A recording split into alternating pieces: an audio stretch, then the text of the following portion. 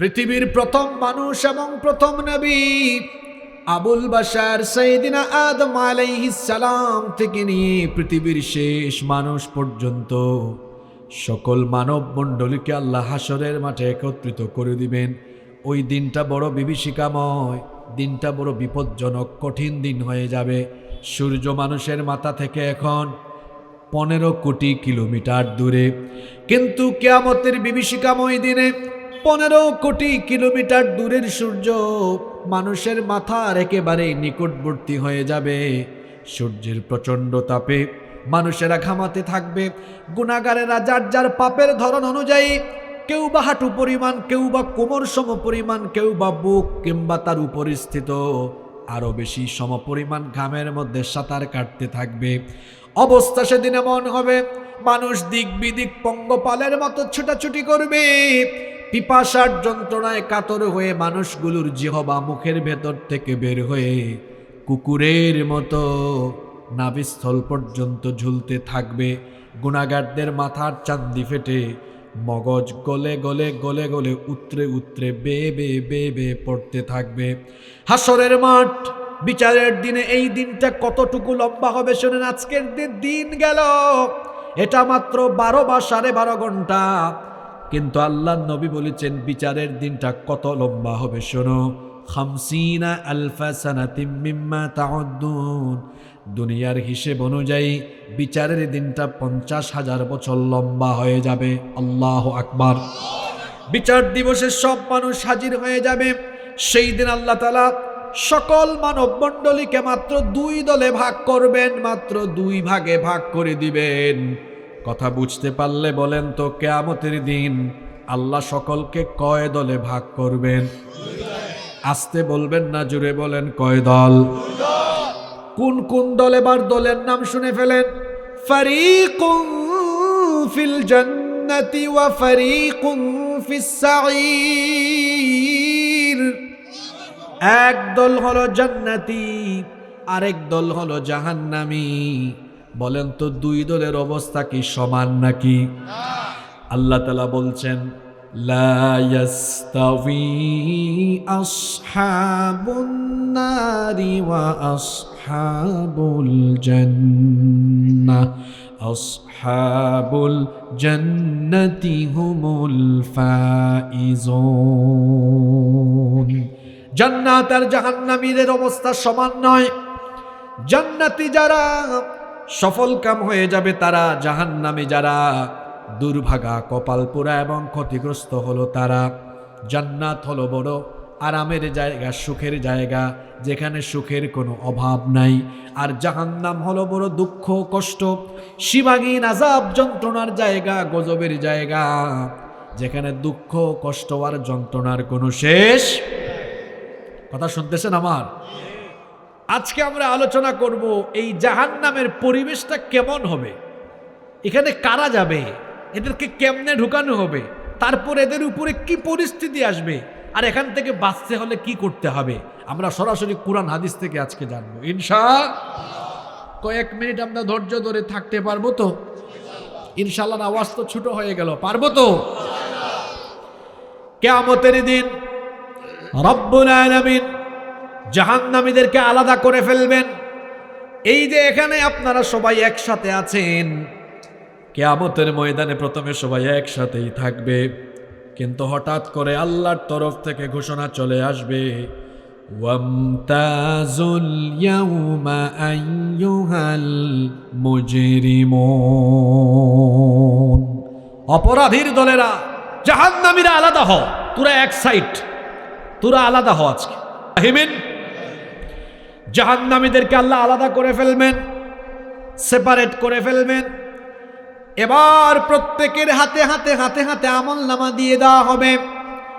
দুনিয়াতে আপনি যা যা করেছেন মরণের আগ পর্যন্ত, আপনার সকল কর্মলিপিকে লিপিবদ্ধ এবং রেকর্ড করে রাখার ব্যবস্থা যিনি করেছেন, গলার আওয়াজ বড় করে সবাই বলেন, তিনি কে?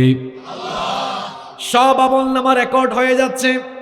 এই ক্যামেরায় যেভাবে আমার বক্তৃতা রেকর্ড হচ্ছে, ঠিক তেমনি ভাবে রাতের অন্ধকারে আর দিনের আলোতে আপনি যা করেন সব আল্লাহর দরবারে লিপিবদ্ধ হয়ে যাচ্ছে, সব রেকর্ড হয়ে যাচ্ছে।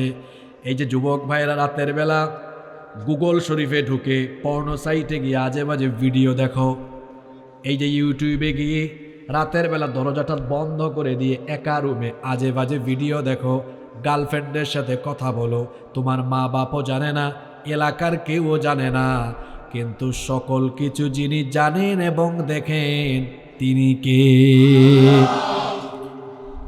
অনেকে দেখবেন এখন মোবাইলে ওই যে উপরে একটা গ্লাস আছে না, ওই যে আমার পাশে এই উনি ফোন স্ক্রল করছেন, আমি এখান থেকে দেখতে পাচ্ছি উনি কি স্ক্রল করছেন, কিন্তু এখন এমনও কিছু স্ক্রিন প্রোটেক্টর বের হয়েছে যে পাশে থাকা লোক দেখে না। এটার নাম কি? Privacy glass. কি বলেন যুবক ভাইরা? বের হয়েছে না? পাশে থাকা লোকটা জানে না। কি মনে করেন আল্লাহকে কি ধোঁকা দিতে পারবেন নাকি? কালো চশমা পরে যে রাস্তায় জরিনা আর সকিনারে দেখেন, এটা তো কেউ দেখে না, কিন্তু চোখের খেয়ানতের খবর যার কাছে আছে তিনি কে? আসতে বলবেন না, জোরে বলেন তিনি কে? কিয়ামতের ময়দানে আপনার হাতে হাতে আমলনামা আসবে। যেভাবে এখন পকেটে পকেটে হাতে হাতে মোবাইল আছে, সবার হাতে হাতে আমলনামা চলে আসবে, কিন্তু আমলনামা দেওয়ার ধরন হবে ভিন্ন। জান্নাতীরা সামন থেকে ডান হাতে আমলনামা পাবে, জাহান্নামীরা পেছন থেকে বাম হাতে আমলনামা গ্রহণ করবে। জাহান্নামীরা যখন পেছন থেকে বাম হাতে আমলনামা গ্রহণ করবে, সাথে সাথে সাথে সাথে তারা আফসোস আরম্ভ করবে। তাদের আফসোসের ভাষা কেমন হবে? কোরআনে কারীমের 84 নম্বর সূরা সূরাতুল ইনশিকাকের 10 নম্বর আয়াত থেকে আল্লাহ বলছেন, ওয়া আম্মা মান উতিয়া কিতাবাহু ওয়ারাআ যাহরিহি فسوف يدعو ثبورا ويصلى سعيرا। আর যাদেরকে পেছন থেকে বাম হাতে আমলনামা দেওয়া হবে, সঙ্গে সঙ্গে তারা আফসোস আরম্ভ করবে আর নিজেদের ধ্বংস এবং বিনাশ সাধনের জন্য চিৎকার করা আরম্ভ করবে। তারা বলবে, হায় হায় হায়, কেমন আমলনামা আমাকে দেওয়া হলো। অন্য আয়াতে আল্লাহ বলেছেন, এরা বলবে, ইয়া লাইতানি লাম উতা কিতাবিয়া, হায় হায় হায় হায় হায়, কেমন আমলনামা আমাকে দেওয়া হলো। এটা যদি আমাকে না দেওয়া হতো কতই না ভালো হতো, কারণ এটা কোন আমলের খাতা? এটা তো সেই আমলের খাতা। লা ইউগাদিরু সগীরাতান ওয়ালা কাবীরাতান ইল্লা আহসাহা। ছোট কিংবা বড় কোনো কিছুই এখানে বাদ পড়ে নাই। যা যা বান্দা করেছে সবের ভেতরে লিপিবদ্ধ আছে। যখন আমলনামা দেওয়া হবে, আফসোস করে করে জাহান্নামীরা বলবে, কেন এটা আমাকে দেওয়া হলো? এটা যদি আজকে আমাকে না দেওয়া হতো তাহলে আমার জন্য সেটাই মঙ্গল হতো। ওয়ালাম আদরি মা হিসাবিয়া, আজ যদি আমার কাছ থেকে হিসাব না নেওয়া হতো সেটা আমার জন্য মঙ্গলকর হতো। ইয়া লাইতাহা কানাতিল কাদিয়া, হায় আফসোস, দুনিয়ায় যে আমার মরণ হয়েছিল সেটাই যদি আমার জন্য শেষ হতো, কেন আমাকে আবার জীবিত করা হলো? আহারে, দুনিয়াতে আমার কত ক্ষমতা ছিল। একটু আগে মেম্বার সাহেব বলেন, হুজুর আমি এলাকার মেম্বার। কিয়ামতের দিন অনেক প্রভাবশালী লোকেরা বলবে, কোথায় আমার ক্ষমতা? হালাকা আন্নি সুলতানিয়া, হায় আমার সব ক্ষমতা আজকে চলে গেল, আজকে কোনো কিছুই কাজে লাগতেছে না। সকল আমলনামা হাতে হাতে হাতে হাতে ধরায় যিনি দিবেন, জোরে বলেন তিনি কে? আরো জোরে বলেন তিনি কে? ব্রাহ্মণবাড়িয়া আদালতে মামলা নেওয়া হলে প্রথমে দেখা যায় অভিযুক্ত আসামির ব্যাপারে চার্জশিট গঠন হয়, এরপরে সেটা এজলাসের মধ্যে মামলা হওয়ার পরে আবার হেয়ারিং হয়, শুনানি হয়, অতঃপর পক্ষে বিপক্ষে সাক্ষ্য গ্রহণ হয়, উকিল সাহেবরা অ্যাডভোকেট সাহেবরা হেয়ারিং করেন, তর্ক বিতর্ক হয়, অতঃপর রায় হয়। মাঝে মাঝে উচ্চ আদালতে গিয়ে আবার এই রায়ের বিরুদ্ধে আবার মাঝে মাঝে দেখা যায় আপিলও করা যায়। এই হচ্ছে আমাদের বিচারের নমুনা। কিন্তু আল্লাহর আদালতের বিচারের সিস্টেম বড় আলাদা। আপনার হাতে আমলনামা দেওয়ার পরে আল্লাহ বিচারটা কেমনে আরম্ভ করবেন শোনেন। আল্লাহ তাআলা অর্ডার করবেন, ইকরা কিতাবাকা কাফা বিনাফসিকাল ইয়াউমা আলাইকা হাসিবা। তোমার আমলনামা তুমি পড়ো, আজকে তোমারটা অন্য কেউ পড়ে দিবে না, তোরটা তুই পড়। আল্লাহ বলবেন তোরটা তুই পড়। এখন সে আল্লাহর আদেশ পাওয়ার পরে খুলছে, খুলেই দেখে ওই যে বেনামাজি, জিনা, বেবিচার, সুদ, ঘুষ, এক কথায় যত পাপ সবই লিখা। এত দেখবে এখানে তো সবই আছে, কোনো কিছু বাদ নাই। আল্লাহ বলবেন কিরে পড়স না কেন? কয় আল্লাহ পড়তাম কেমনে, এটা আমি পড়তাম কেমনে। কেন, কি হয়েছে? এটা তো আমার না, সম্ভবত ভুল করে আরেকজনেরটা আমারে দিয়া দিছে। আচ্ছা বলেন তো, যারা জাহান্নামী পাপী তাপী এরা কি সত্যবাদী না মিথ্যাবাদী? এরা ভালো না খারাপ? পুরুষ মানুষের মতো কথা বলেন, ভালো না খারাপ?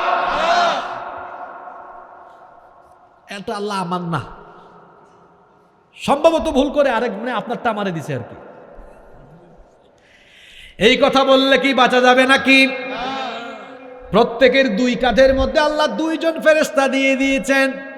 কোথায় যাবেন আমার যুবক ভাই? পাং পাং করে যে চলাফেরা করেন, মোবাইলের মধ্যে যে চ্যাটিং করেন, ডেটিং করেন রাস্তাঘাটে, কেউ তো দেখে না, কিন্তু আল্লাহ বলেছেন ওয়া ইন্না আলাইকুম লাহাফিযিনা কিরামান কাতিবিনা ইয়ালামুনা মা তাফআলুন।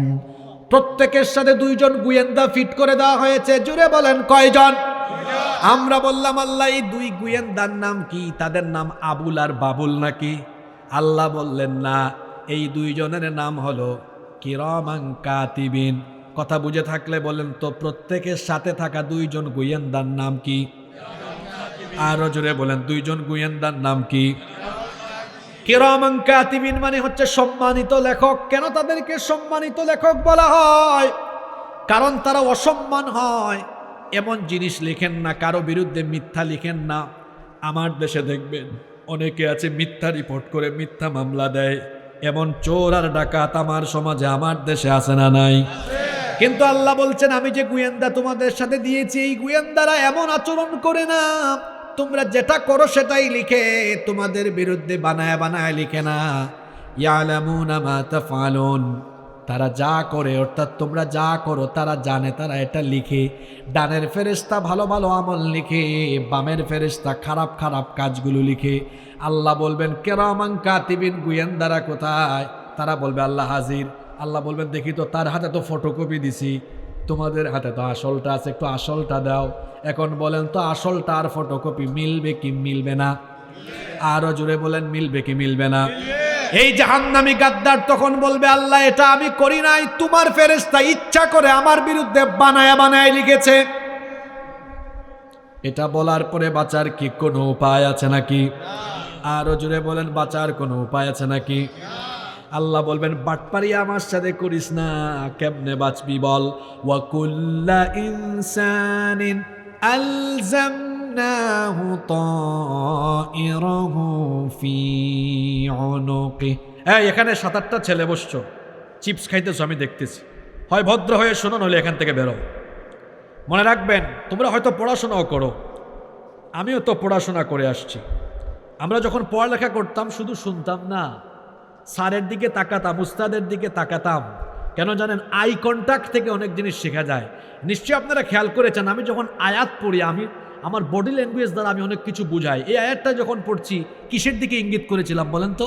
এই ঘাড়ের দিকে। বডি ল্যাঙ্গুয়েজ দিয়ে অনেক কিছু চেনা যায়। এজন্যই তো বলা হয় একজন শ্রোতা যখন শুনবেন শুধু শুনবেন না, এটা দিলে বসাতে হলে যিনি বলছেন তাকে দেখবেন। এটা কি ফাইজলামি করার জায়গা নাকি?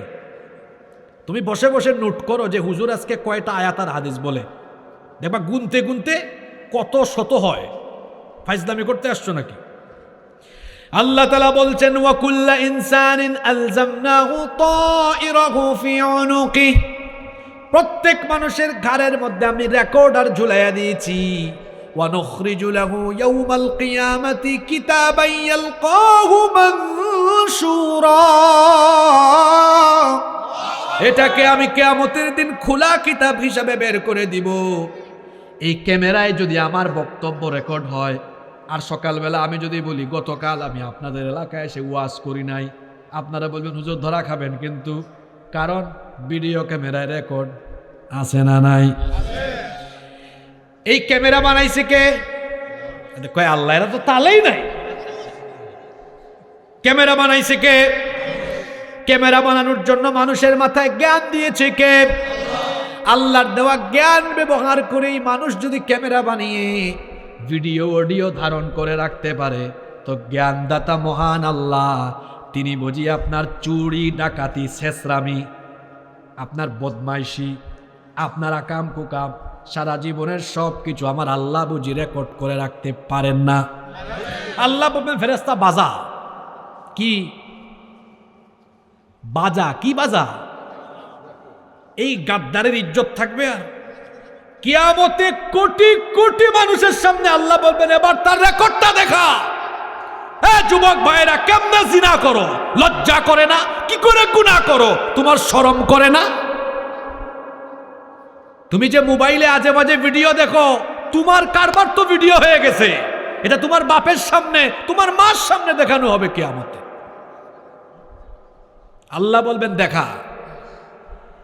কিছু কিছু গাদ্দার আছে, ধরা খাইলেও বলে কই এডিট হয়ে গেছে, আছে না? এরাও বলবে কিয়ামতে আল্লাহ এটা এডিটিং, এটা আসলটা না। বাঁচতে পারবে? আল্লাহ বলবেন তুই আসলে একটা গাদ্দার, তোর আর কথা বলারও কোনো চান্স নাই। তুই যে কি করেছিস এখন আর রেকর্ডিং বাজানো লাগবে না, এবার তোর শরীর তোর ব্যাপারে কথা বলবে। আল্লাহর বিচার কত মারাত্মক! খবরদার চোখের গুনাহ, জবানের গুনাহ, হাতের গুনাহ, পায়ের গুনাহ ছেড়ে দেন, কারণ এই হাত পা চক্ষু কান নাক কিয়ামতের দিন যার হুকুমে কথা বলা আরম্ভ করবে, জুড়ে বলেন তিনি কে?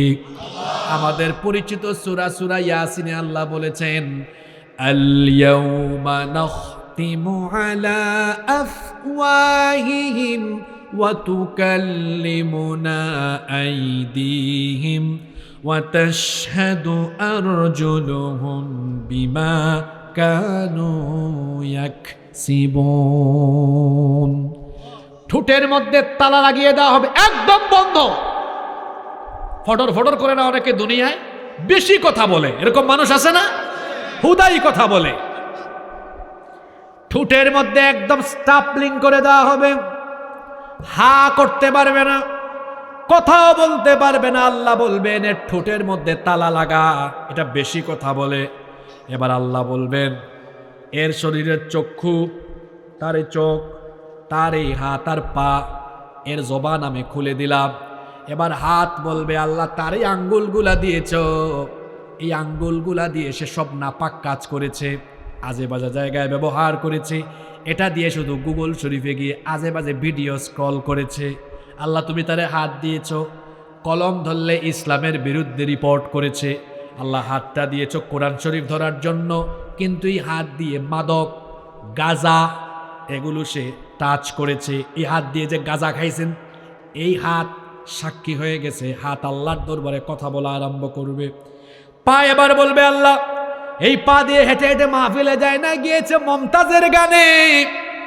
এই পা দিয়ে হেঁটে হেঁটে মসজিদে যায় নাই, গিয়েছে হেঁটে হেঁটে সিনেমা দেখতে, গিয়েছে চুরি করতে, গিয়েছে ডাকাতি করতে। হাতও কথা বলবে, পাও কথা বলবে।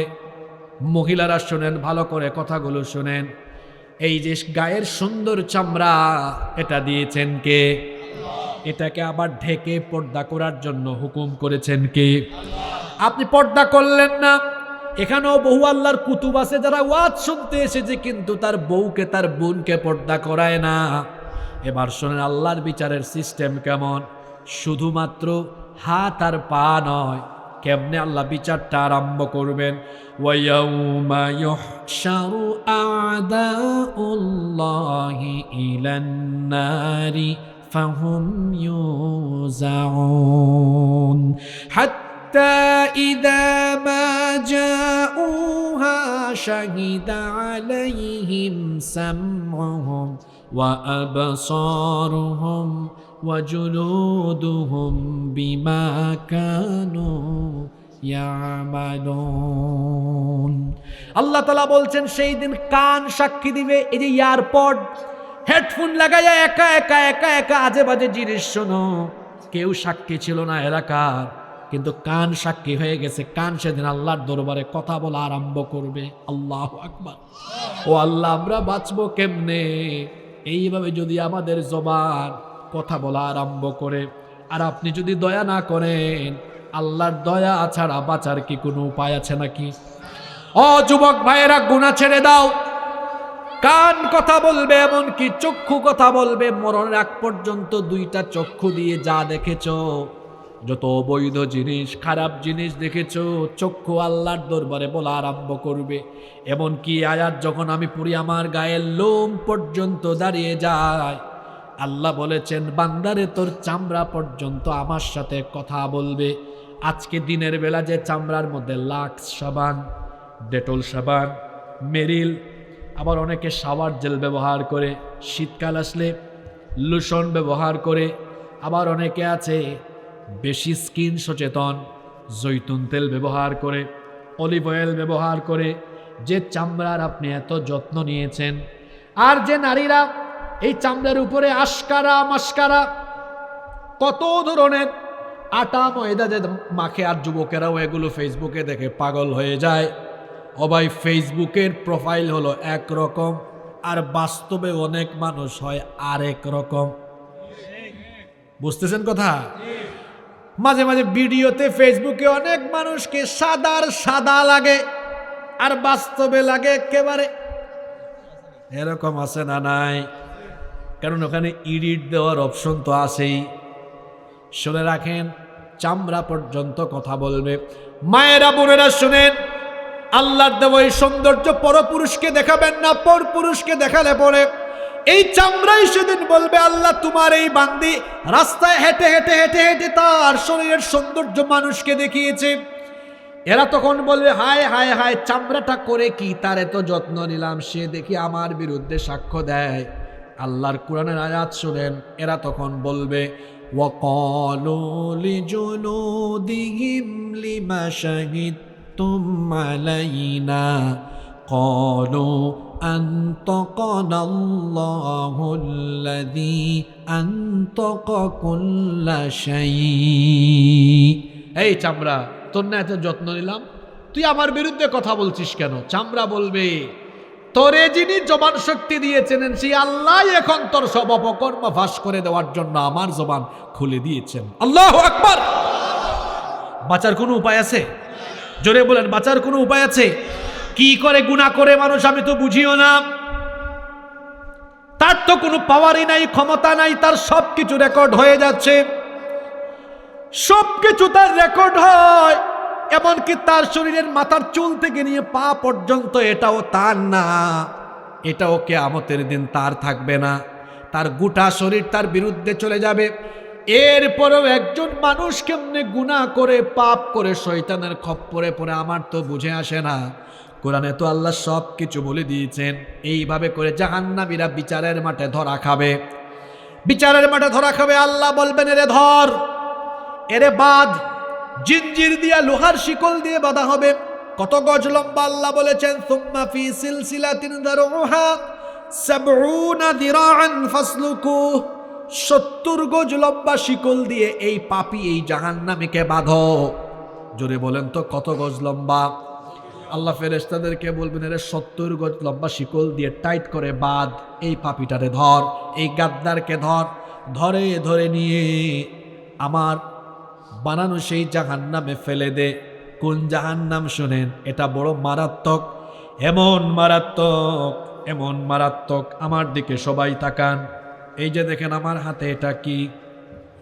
টিস্যু তো বড় পাতলা জিনিস। খেয়াল করেন, এই যে খেয়াল করেন, দেখেন এটা আমি ছুঁড়ে মারলাম, নিচে পড়তে 1 সেকেন্ড সময় লেগেছে। এটা পাতলা, যদি পাথর ফেলি আরো দ্রুত সময়ে পড়বে কি পড়বে না? এই উদাহরণটা কেন দিলাম? পাপ করার আগে, গুনাহ করার আগে এই হাদিসটা মাথায় রাখবেন। এই যে হাসরের মাঠে আল্লাহ বলবেন, এই পাপীটাকে ধরে নিয়ে জাহান্নামে ফেল। কোন জাহান্নাম? যে জাহান্নামের গভীরতা এমন। ইবনে হিব্বানের বর্ণনায় রাসূল বলেছেন, লাউ আন্না হিজরান ইকযাফু বিহি ফি জাহান্নাম হাওয়া 70 খরিফান ক্বাবলা আন ইয়াবলুগা কারুহা। জাহান্নাম এত গভীর, জাহান্নামের মুখে যদি একটা পাথর এইভাবে ফেলা হয়, জাহান্নামের মুখের মধ্যে একটা পাথর ফেললে এটা জাহান্নামের তলদেশ পর্যন্ত পৌঁছাতে 70 বছর সময় লাগে। কত বছর? একটু আগে এটা ফেলছি, 1 সেকেন্ডও লাগছে। কি করে গুনাহ করেন, কেমনে পাপ করেন, আজকে এখান থেকে তওবা করে উঠেন। ওই যে আল্লাহ একটু আগে ফেরেশতাদেরকে বলতেছেন, এরে ধর, 70 গজ লম্বা শিকল দিয়ে বাঁধ, এটা টেনে হিজড়ে নিয়ে ফেল। কোন জাহান্নাম? যেখানে ফেললে তলদেশে যেতেই সময় লাগে কত বছর। কোন জাহান্নাম? যে জাহান্নাম এত মারাত্মক, এত ক্ষিপ্র। হাদিস শরীফ থেকে শোনাচ্ছি, মুসলিম শরীফের হাদিস। আল্লাহর নবী বলেছেন, ইউক্তা বিজাহান্নামা ইয়াউমা ইদিল্লাহা 70 আলফা জিমাম। আল্লাহর নবী বলেছেন, কিয়ামতের দিন জাহান্নামকে এমন ভাবে টেনে আনা হবে, জাহান্নামের মোট 70,000 লাগাম থাকবে। কথা বুঝে থাকলে বলেন তো, জাহান্নামের মোট কত হাজার লাগাম থাকবে? জাহান্নামে তো সাংঘাতিক, এত ক্ষিপ্র, এত তীব্র। জাহান্নামের কন্ট্রোলের জন্য, নিয়ন্ত্রণের জন্য প্রত্যেকটি লাগামে আবার আল্লাহ তাআলা 70,000 ফেরেশতা দিয়েছেন। আবার বলি, জাহান্নামের মোট লাগামের সংখ্যা 70,000, আর প্রতিটা লাগামে আল্লাহর নিয়োজিত ফেরেশতার সংখ্যা কত? তাহলে বলেন তো, 70,000 লাগামে মোট কত কোটি ফেরেশতা? এটাও সাথে সাথে কইতে পারলেন না? 7 7 49, 490 কোটি। চিন্তা করেন তো, ব্রাহ্মণবাড়িয়ার জেল, এখানে আর কয়শো পুলিশ আছে এটাকে নিয়ন্ত্রণের জন্য, কিন্তু জাহান্নামকে নিয়ন্ত্রণের জন্য আল্লাহর বানানো 490 কোটি ফেরেশতা জাহান্নামের লাগাম ধরে আছে।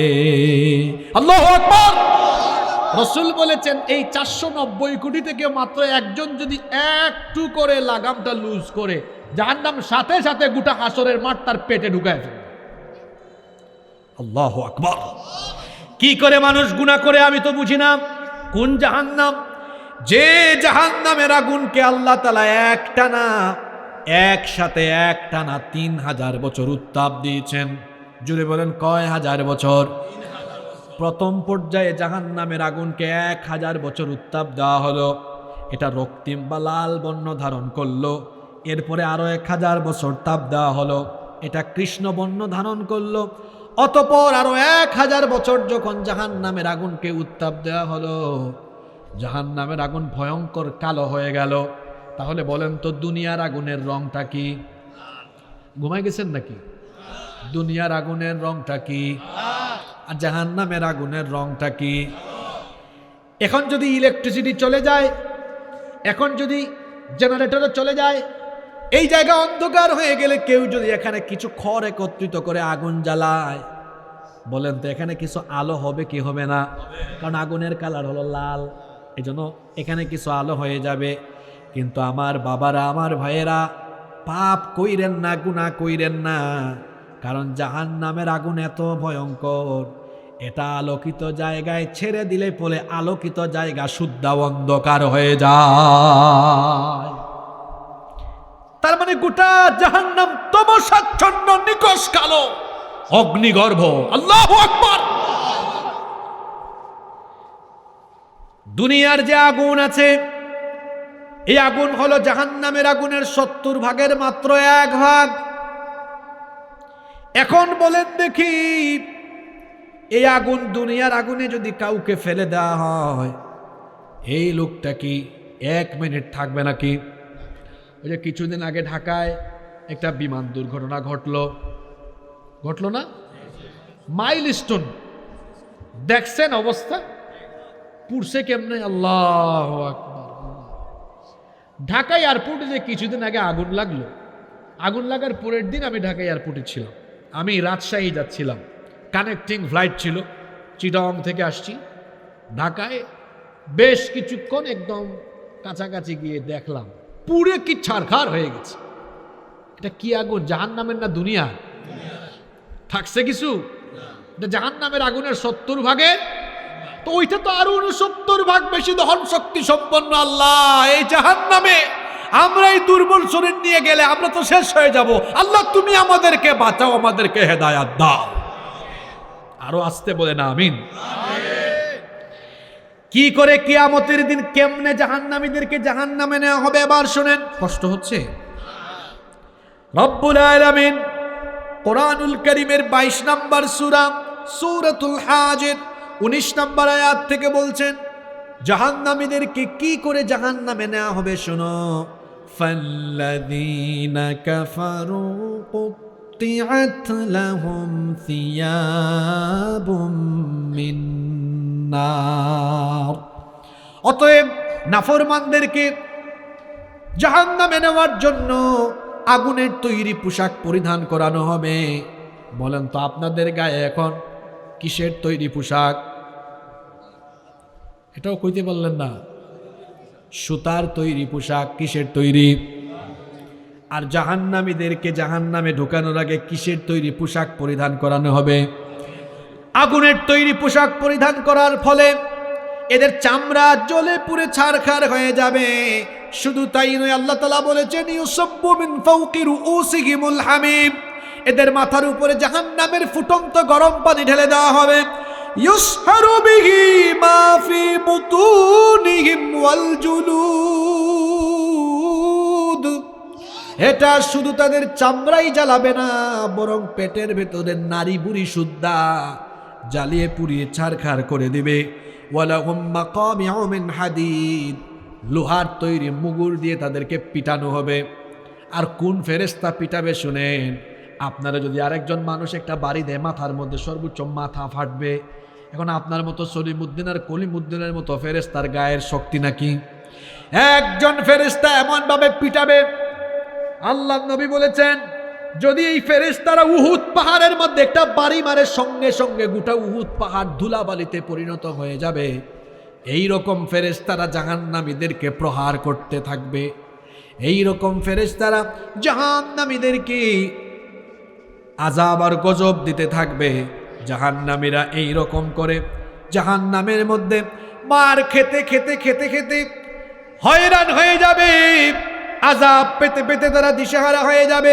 চিৎকার করে তারা বলবে, আল্লাহ, ও আমাদের রব, তুমি আমাদেরকে জাহান্নাম থেকে বের করো, একবার আমাদেরকে জাহান্নাম থেকে বের করো। তারা নিজেরা জাহান্নাম থেকে দৌড় দিয়ে বের হওয়ার চেষ্টা করবে। আল্লাহ তাআলা বলছেন কুল্লামা আরাদু আন ইয়াখরুজু মিনহা মিন গাম্মিন উঈদু ফিহা ওয়া যুকু আযাবাল হারিক। যখন এরা জাহান্নাম থেকে বের হতে চাইবে, আবার নিয়ে ঠেলাইয়া জাহান্নামে ঢুকানো হবে আর বলা হবে এখন আযাবের মজা বুঝো। দুনিয়ায় যে নামাজ ছেড়ে দিলা, দুনিয়ায় যে গুনাহ করলা, পাপ করলা, বেপরদায় চললা, সুদ খাইলা, ঘুষ খাইলা, দুনিয়ায় যে অন্যায় অপকর্ম করলাম, এখন এর স্বাদ আস্বাদন করো। জাহান্নামীরা জাহান্নামে আযাব আর কষ্ট পেতে পেতে তারা জাহান্নামে পিপাসার্ত হয়ে যাবে, ক্ষুধার্ত হয়ে যাবে। তারা বলবে, আল্লাহ, আমাদেরকে কিছু পানি আর খাবার ভিক্ষা দাও। জাহান্নামীদের সামনে আবার পানি চলে আসবে। কেমন পানি শুনেন, আল্লাহ তাআলা বলেছেন লা ইয়াযুকুনা ফিহা বারদাও ওয়ালা শারাবান ইল্লা হামিমান ওয়া গাসসাকা। সেখানে তাদের জন্য কোমল, ঠান্ডা কিংবা তৃপ্তিদায়ক, তৃষ্ণা নিবারণকারী কোনো পানীয় দেওয়া হবে না। যখন পানীয় চাইবে, জাহান্নামের ফুটন্ত প্রসবন থেকে গরম পানি দেওয়া হবে। ঠোঁটের আগায় নেওয়া মাত্র সব জ্বলে পুড়ে ছাই হয়ে যাবে। শরীরে ঘা হলে যে পুষ বের হয়, এইরকম পুষ তাদেরকে দেওয়া হবে। শুধু তাই নয়, ইন্না শাজারাতাজ যাক্কুমি তুআমুল আথিম, যাক্কুম নামক এক ধরনের নিকৃষ্ট খাবার তাদেরকে দেওয়া হবে। জাহান্নামীরা একদিকে আযাব আর গজবে পড়বে, অন্যদিকে পানিও নাই, খাবার নাই, কষ্টে পড়ে যাবে। কাঁটাযুক্ত ঘাস দেওয়া হবে। আপনাদের এলাকায় যে গরু ছাগল আছে, এরাও তো ভালো ঘাস খায়, কিন্তু জাহান্নামে গরু ছাগলের চেয়েও খারাপ, তারে দেওয়া হবে কাঁটাযুক্ত ঘাস। আল্লাহ বলেছেন এরা যখনই ক্ষুধার যন্ত্রণায় গিলতে থাকবে তখন এদের গলার মধ্যে এটা আটকে যাবে। লাইসা লাহুম তাআমুন ইল্লা মিন দারি'in লা ইউসমিনু ওয়া লা ইউগনি মিন জু'। কাঁটাযুক্ত ঘাস ছাড়া অন্য কিছু দেওয়া হবে না, এটা খেলে পরে গলায় আটকে যাবে। খাবারের কোনো পুষ্টি চাহিদা যোগান হবে না, ক্ষুধাও মিটবে না। জাহান্নামীরা খাবার পায় না, পানিও পায় না, এবার ভিক্ষা করা আরম্ভ করবে। ভিক্ষার জন্য তারা তাকায় দেখবে ওই যে জান্নাতীদেরকে দেখা যায় যারা দুনিয়াতে প্রতিটা মুহূর্তকে কাজে লাগিয়েছে, আল্লাহর ইবাদতে গোটা জীবন কাটিয়েছে। ওই তো জান্নাতীরা জান্নাতের ভেতরে বড় আরামে আয়েশে জান্নাতের রিজিক তারা উপভোগ করছে। জাহান্নামীরা এবার জান্নাতীদের কাছে গিয়ে ভিক্ষা কেমনে চাইবে শোনেন। আল্লাহ তাআলা কোরআনে উঠায় দিয়েছেন, ওয়ানাদা আসহাবুন নারি ওয়া আসহাবাল জান্নাতি আন আফিদু আলাইনা মিনাল মাই আও মিম্মা রাযাকাকুমুল্লাহ। জাহান্নামীরা গিয়ে বলবে, ও জান্নাতি ভাইয়েরা, তোমরা জান্নাতে যে নিয়ামত ভোগ করছো, কিছু খাবার আর পানি আমাদেরকে ভিক্ষা দাও, আমরাও কিছুটা খাই, খেয়ে দে বাঁচি। জান্নাতীরা তখন এই জাহান্নামীদেরকে জবাবে বলবে, ক্বালু ইন্নাল্লাহা হাররামাহুমা আলাল কাফিরিন। এই জাহান্নামীরা শোনো, আল্লাহ তাআলা তোমাদের মতো পাপীদের জন্য জান্নাতের নেয়ামতকে হারাম করে দিয়েছে। আপনাদের কষ্ট হচ্ছে? আমি কিন্তু জাহান্নামের আলোচনাটা শুরু করছি একটা কিচ্ছার মতো, যারা মনোযোগ দিয়ে শুনছেন তারা বুঝছেন। ওই যে কিচ্ছাটা বলা শুরু করছিলাম যে সব হাজির, আমল দেওয়া শুরু হয়েছে, এরপর ধাপে ধাপে কি হচ্ছে, সব ধাপে ধাপে বলা হচ্ছে। কষ্ট হচ্ছে নাকি আপনাদের? এখন দেখেন, মাইরের চোটে খাবার দাবার নাই, খাবার ভালো পায়ও নাই, গেছে ভিক্ষা করতে, ওইখানেও কিছু পায় নাই। জাহান্নামীরা বসে থাকবে। হঠাৎ করে জাহান্নামীরা কিয়ামতের ময়দানে জাহান্নামের মধ্যে তারা এবার তাদের নেতাদেরকে সামনে পাবে। যুবকরা এবার তাকাও, চামচামি যে করো, চামচামি এটা বুঝা শোনা কইরো। তোমাদেরকে তো রাস্তাঘাটে দেখি অমুক তমুকের জন্য মোটরসাইকেল সামনে কিছু পিছনে কিছু, পকেটে 1500 টাকা হয়তো ও দিয়েছে, নইলে বিরানি জিলাপি দিয়েছে, আর তোমার শরীরের ঘাম ঝরাইয়া তার নামে স্লোগান দাও। যুবক তুমি শুনে রাখো, তোমার তারুণ্য, তোমার যৌবন, তোমার ঘাম, তোমার শ্রম কোন নেতা নেত্রীর চামচামি করার জন্য আল্লাহ দেন নাই। বোকা ছেলে, তুমি বোকা। এই যে আমি কথা বলছি, আমার শরীর থেকে ঘাম বেরোচ্ছে, কিন্তু আমার আনন্দ লাগতেছে, কারণ আল্লাহর কথা বলতে গিয়ে ঘাম বেরোতেছে, মজা লাগতেছে আমার। তুমি কার জন্য ঘাম জড়াও রাস্তায়? লজ্জা করে না তোমার? তুমি কার জন্য ঘাম জড়াও? অত আমারে বাপ ডাকলেও নিতে পারবে না, আমাকে আব্বা ডাকলেও নিতে পারবে না, কারণ আমার তারুণ্য, আমার সব, আমার ঘাম, আমার জীবন, আমার রক্ত কোন নেতা নেত্রীর জন্য দিব না, এটা আল্লাহর জমিনে আল্লাহর দ্বীন কায়েমের জন্য দিয়ে দিব। চামচামি ছাড়ো। আমার কথা কি কষ্ট পাইছেন? আমারে যারা চিনেন, আমি আসলে এভাবেই কথা বলি। আসলে তো চামচামি করে, কলেজ ইউনিভার্সিটিতে পড়ে ও কিনা অশিক্ষিত, মূর্খ এবং দুর্নীতিবাদ, চোর বাটপার নেতার সামনে পিছনে ঘোরাঘুরি করে। এরকম আছে না নাই? তুমি কেন ঘুরবা? তুমি পড়ালেখা করে জ্ঞান গবেষণায় বইয়ের টেবিলে যাও, বইয়ের টেবিলে যাও, পড়ালেখা করো, জ্ঞান গবেষণায় এগিয়ে যাও। তুমি কারো পিছনে ঘুরতে হবে না, গোটা দুনিয়া তোমার পিছনে ঘুরবে।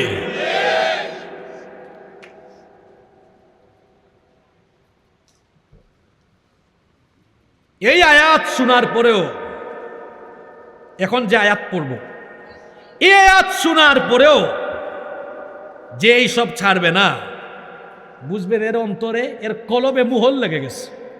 ওই যে কোরআন শরীফে আছে না, খাতামাল্লাহু আলা কুলুবিহিম ওয়া আলা সামঈহিম, শুধু কলবে নয়, আল্লাহ বলেছেন কানেও। শুধু কানে না, আল্লাহ বলেছেন ওয়ালা আবসারিহিম, চোখেও। এরা কারা? শুনেও না শোনার ভান করে, দেখেও না দেখার। এবার আটকাবে, দাঁড়ান দাঁড়ান দাঁড়ান দাঁড়ান, আপনারাই তো তারা। আমাদের কি ইউজ করছেন মিয়া আপনারা?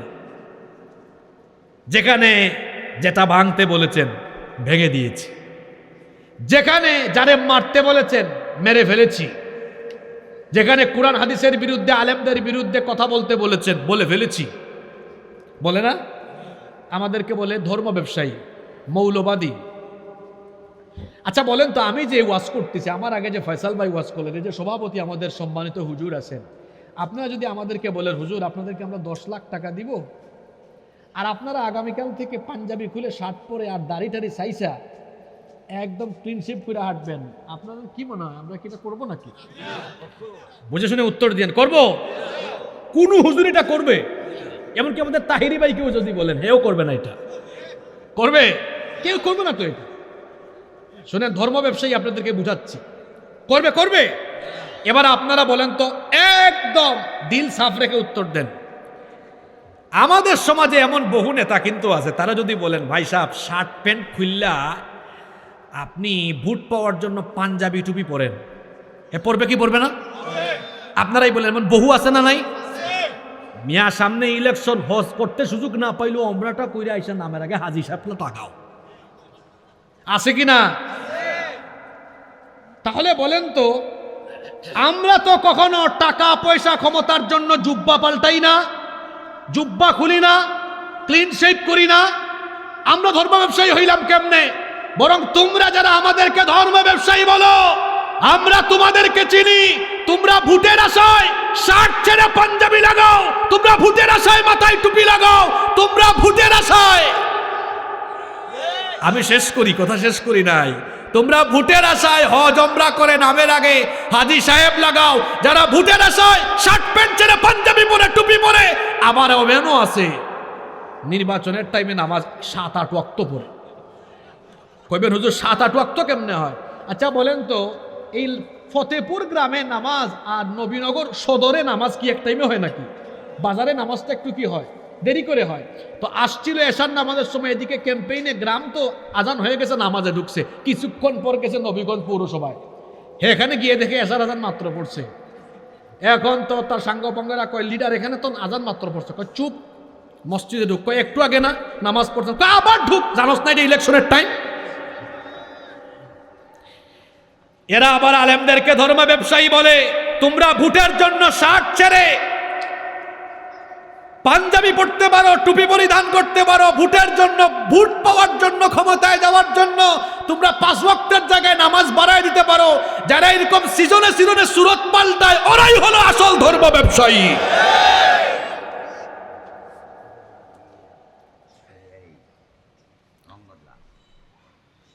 এখন দেখা হইছে, কোথায় দেখা হইছে? আপনারা ঘুমাই গেছেন নাকি?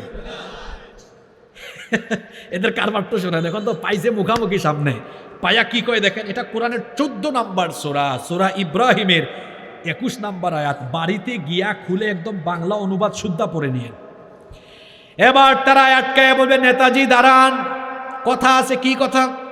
এবার শুরু হচ্ছে কথা। ফাকাল الضعفاء للذين استكبروا إنا كنا لكم تبعا فهل أنتم مغنون عنا من عذاب الله من شيء। তারা বলবে ইন্না কুন্না লাকুম তাবান, নিশ্চয়ই আমরা আপনাদের অনুসারী ছিলাম, আপনাদের কথা শুনে আকাম কুকাম করার কারণেই তো জাহান্নামে এসেছি। ফাহাল আনতুম মুগনুনা আন্না মিন আযাবিল্লাহি মিন শাই। আজ কি আমাদেরকে আল্লাহর আযাব থেকে বাঁচানোর জন্য কিছু করতে পারবেন নাকি?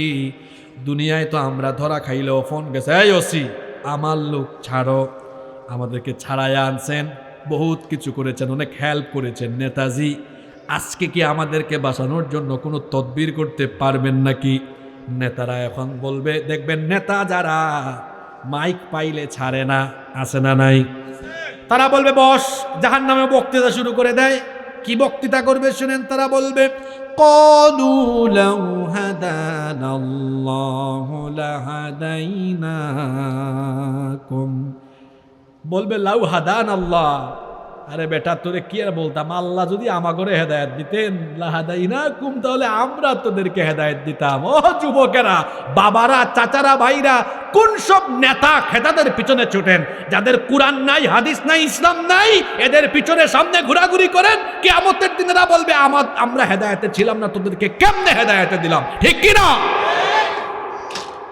কর্মীরা বলবে, এদিকে তাকান, এদিকে যা হওয়ার হয়ে যাক। কর্মীরা বলবে না না, এটা বললে তো হবে না, এটা বললে হবে না, এটা আমরা মানি না। নেতারা বল বস বেটা, চিৎকার করিস না, তার কারণ হলো জায়গা বুঝে কথা বল। এটা এমন জায়গা, এখানে হরতাল করে লাভ নাই। এখানে বিষয়টা এমন না যে দল তোমাকে কিছু দিল না, দেশ অথবা তুমি কিছু একটা অসুবিধায় পড়ছার হরতাল, মানববন্ধন, ভাঙচুর শুরু করে দিলা, এটা ওই জায়গা না। এটা জায়গা হলো আরেকটা, এখানে চিৎকার করে লাভ নাই। সাওয়াউন আলাইনা আজাজি'না আম সাবারনা মা লানা মিন মাহিস। আজকে চিৎকার করো আর যাই করো না কেন, আজকে আমরা নেতা আর তোমরা কর্মী, আজকে উভয়ের অবস্থা জাহান্নামে সমানে। কথা বলেন, সমান? কর্মীর মানবে না, না না না, এটা কেমনে সমান সমান হয়? কারণ দুনিয়াতে আপনারা ভালো ভালো চেয়ারে সাদা পায়জামা পাঞ্জাবি লাগায় বসছেন, আর আমরা দাঁড়ায় দাঁড়ায় থাকছি। তো দুনিয়ায় তো সমান সমান পজিশনে ছিলাম না। আচ্ছা বলেন তো, দুনিয়াতে নেতা কর্মীর পজিশন কি সমান সমান নাকি? এই যে সামনে নির্বাচন, কেউ হবে এমপি, কেউ হবে মন্ত্রী, আর তাদের সাঙ্গপাঙ্গরা দেখবেন ওই যে বললাম ঘোরাঘুরি করে, পজিশন কি সমান নাকি? তারা বলবে দুনিয়ায় পজিশন যেমন সমান ছিল না, জাহান্নামেও আমরা পজিশন সমান সমান চাই। এবার এই কর্মীরা তাদের নেতাদের বিরুদ্ধে গিয়ে আল্লাহর কাছে আবেদন করবে দুইটা। জোরে বলেন, কয়টা? এক নাম্বার আবেদন তারা করবে, এক নাম্বার আবেদন তারা করবে, তারা বলবে ও আল্লাহ, আমাদের এই নেতারা আমাদেরকে পথভ্রষ্ট করেছিল। দুনিয়ায় আমরা এদের সামনে পিছনে ঘুরতাম, তারা দেখেন না অনুষ্ঠানে গেলে দেখবেন নেতা এমনে বসে আর কর্মীরা পিছনে দাঁড়ায় থাকে। আল্লাহ, দুনিয়াতে পজিশনটা সমান ছিল না, এখানেও আমরা সমান চাই না। আল্লাহ বলবেন তাহলে তোমরা চাও কি? এবার কর্মীরা বলবে আল্লাহ, আমাদের এক নাম্বার চাওয়া হলো এরা আমাদের সামনে একটু ফালায়া দেন, নাজআলহুমা তাহতা আকদামিনা লিয়াকুনা মিনাল আসফালিন। আল্লাহ, এরে আমাদের সামনে দেন, এর বুকের উপরে উঠে একটু পাড়া দেই, আমরা এরে পদদলিত করি, দলিত মথিত করি। যারা ইসলাম বাদ দিয়ে, কোরআন হাদিস বাদ দিয়ে নেতাগিরি করছে, তার কর্মীরা সেদিন তার বুকের উপরে উঠে তারে পাড়াবে। এগুলো শোনার পরেও আপনি কেন অবুঝের মতো আচরণ করেন? আমি তো বুঝি না। এটা এক নাম্বার আবেদন। কয় নাম্বার? কি আবেদনটা করছে? আল্লাহ সামনে ফেলায় দেন, একটু সাইজ করে নেই। দুই নাম্বার আবেদন, আল্লাহ বলবেন আর কি চাও? এবার তারা বলবে, আল্লাহ দুই নাম্বার আবেদন হলো রব্বানা ইন্না আতা'না সাদাতানা ওয়া কুবারা'না ফাআদাল্লুনা সাবিলা। এরা আমাদের লিডার ছিল, আমরা তাদের আনুগত্য করেছিলাম, এরা আমাদেরকে পথভ্রষ্ট বানিয়েছে। এরা এখন বলে পজিশন নাকি সমান সমান। আল্লাহ, পজিশন সমান সমান আমরা চাই না। আল্লাহ বলবেন ঠিক আছে, বলো তাহলে দুই নাম্বার চাওয়াটা কি? এবার তারা বলবে আমাদের চাওয়াটা হলো রব্বানা আতিহিম দি'ফাইনি মিনাল আযাবি ওয়ালআনহুম লা'নান কাবীরা। আজ জাহান্নামে আমাদেরকে আপনি যে আযাব দিবেন, জাহান্নামে আমাদেরকে যে যন্ত্রণা দিবেন, আমাদের চাইতে আমাদের নেতাদেরকে জাহান্নামে ডবল আযাব দিবেন। কি আযাব? পুরুষ মানুষের মতো জবাব দেন, কি আযাব? আচ্ছা বলেন তো দেখি, জাহান্নামে কর্মীরা নেতাদের বিরুদ্ধে আবেদন করছে কয়টা? জোরে বলেন। বানানো কথা নাকি? এক নাম্বার কিসের নিচে ফেলতে চায়? জোরে বলেন, কিসের নিচে ফেলতে চায়? কিসের নিচে? কিসের নিচে? 2 নাম্বার আযাব কি চায়? জোরে বলেন, কি চায়? এখনো সময় আছে। অসৎ নেতৃত্বের অনুসরণ ছেড়ে কুরআন হাদিস আর আলেম উলামাদের সাথে সবাই শামিল হয়ে যান, কারণ কুরআন হাদিস যেদিকে মুক্তি আছে সেদিকে।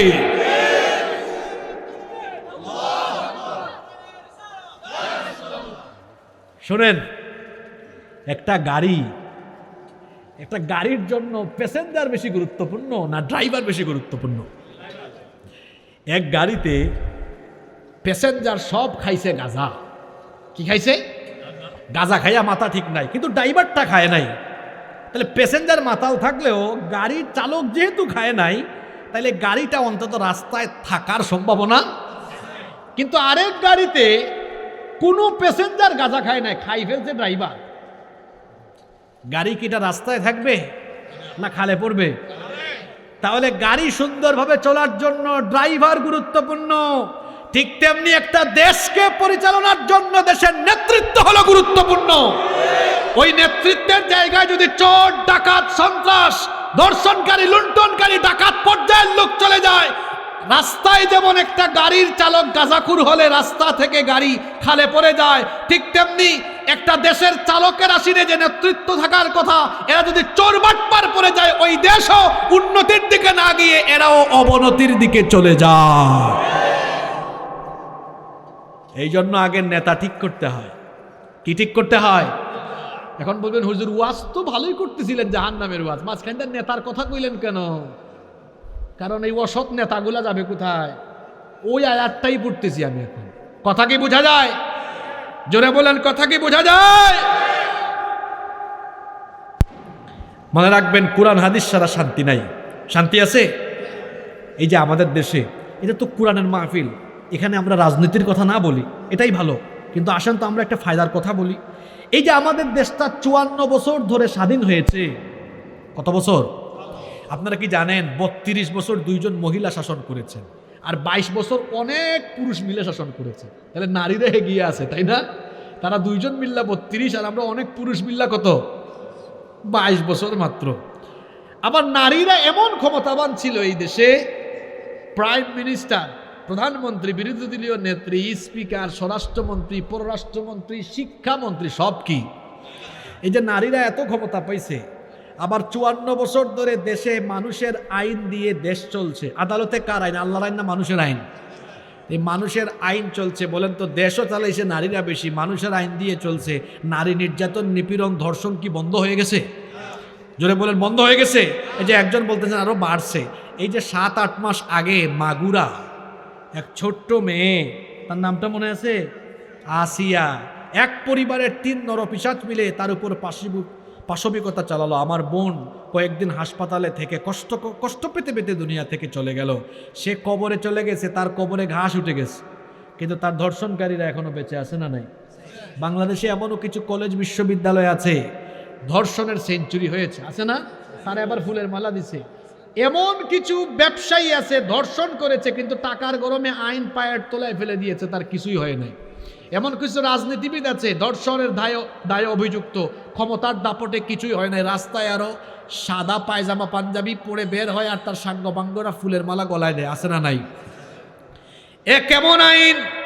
যে আইন থাকার ফলে, মানুষের বানানো যে আইন থাকার ফলে আমার ধর্ষিতা বোন কবরে গিয়ে কবরে ঘাস উঠে, আর ধর্ষক ফুলের মালা নিয়ে রাস্তায় হাঁটে, সেই আইনের মুখে আমি লাথি মারি। এই আইনের মুখে প্রত্যেকের ঝাড়ু দিয়া পিটানো দরকার। এটা কোনো আইন হইল? কিন্তু এর পরিবর্তে যদি কোরআনের আইন থাকতো, বলেন আপনাদের ভালো হইতো না খারাপ হইতো? তাহলে আপনারা আপনাদের ভালোর জন্য মানুষের আইন চান না আল্লাহর আইন চান? বুঝে শুনে বলেন, আপনারা আপনাদের ভালোর জন্য আল্লাহর আইন চান না মানুষের আইন চান? মনে রাখবেন বাবারা, ভাইয়েরা, যুবক ভাইয়েরা, কোরআন হাদিস ছাড়া শান্তি নাই, মুক্তি কোনোদিন মুক্তি আসবেও আসবে না।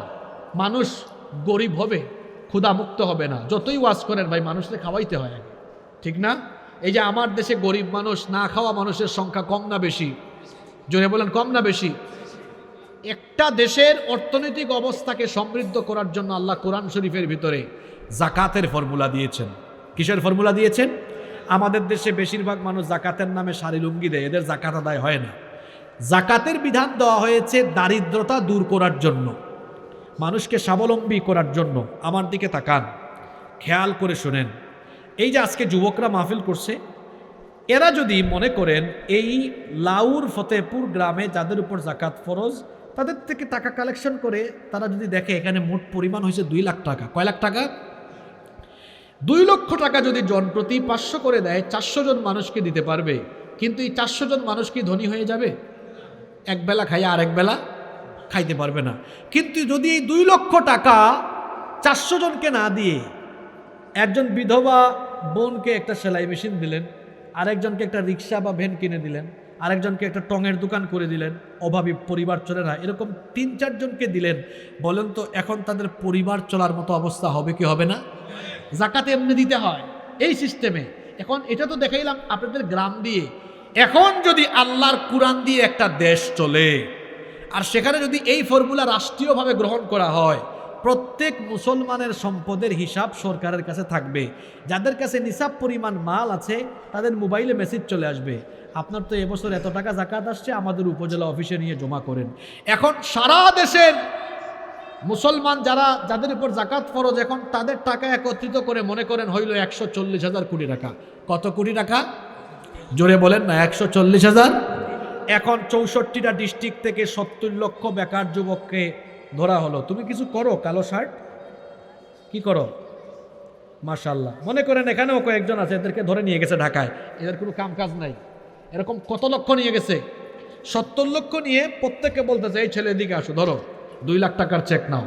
এরকম 70 লক্ষ প্রত্যেকের হাতে কয় লাখ টাকার চেক দিল, দিয়ে বলল তোমাদের উপজেলায় আবার আমাদের অডিট অফিসার আসে, পর্যবেক্ষণ করবে, এই টাকা দিয়ে তুমি স্বাবলম্বীকরণ প্রকল্পে এটা ব্যয় করো কি করো না। এই পদ্ধতিতে 1 বছরে কত লক্ষ বেকার যুবককে স্বাবলম্বী করা গেল? জোরে বলেন কত লক্ষ? এটা কি আমার ফর্মুলায় না আল্লাহর ফর্মুলায়? কার ফর্মুলায়? আমার বাবারা, চাচারা, ভাইয়েরা বলেন তো, আল্লাহর দেওয়া এই ফর্মুলা গ্রহণ করে রাষ্ট্র ব্যবস্থায় যদি এটা অ্যাপ্লাই করা হয়, 10 বছর পরে বাংলাদেশে কি একজন গরিব থাকবে? জোরে বলেন না কেন? কমন কিছু বক্তব্য সামনেও শুনবেন, সারা জীবন ধরে শুনতেছেন, আমরা ক্ষমতায় গেলে ক্ষুধা মুক্ত দারিদ্রতা মুক্ত বাংলাদেশ বানাবো। হে এমন বাটপার, হে পরে ক্ষমতা পাইলে 5 বছরে তার নিজের ক্ষুধাই মিটাইতে পারে না। কথা ঠিক না বে ঠিক? যে 5 বছরে তার নিজের ক্ষুধাই মিটাতে পারে না, হে কেমন মানুষের ক্ষুধা মিটাবে?